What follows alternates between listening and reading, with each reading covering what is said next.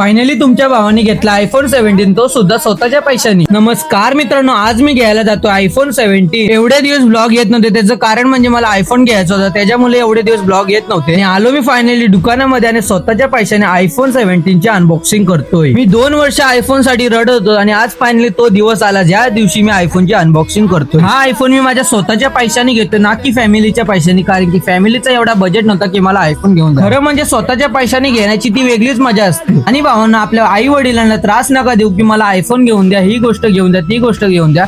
स्वतःच्या पैशाने तुम्ही कुठली पण गोष्ट घ्या, ती तुम्हाला एकदम भारी वाटेल. आई वडिलांना त्रास देऊन घेण्याची ती काय मजा आहे भावांना, तुम्ही खरं म्हणजे कमेंट करून सांगा मला. आई वडिलांच्या पैशाने घेणं चांगलं आहे का स्वतःच्या पैशाने घेणं चांगलं आहे? आता तुम्हाला खरा म्हणजे कॉन्टेंट एकदम बेस्ट भेटेल, कारण की मी आयफोन घेतला ते एकदम बेस्ट कॉन्टेंट तुमच्यासाठी अपलोड करत जाईन इंस्टाग्रामवर. आणि आता लवकरात लवकर तुम्ही मला सपोर्ट करा आणि आपले 1K फॉलोअर्स पण कम्प्लीट करून टाका. तर तुम्हाला आजचा ब्लॉग कसा वाटला नक्कीच कमेंट करून सांगा, आणि आवडला असेल तर लाईक करा, शेअर करा, फॉलो करायला विसरू नका.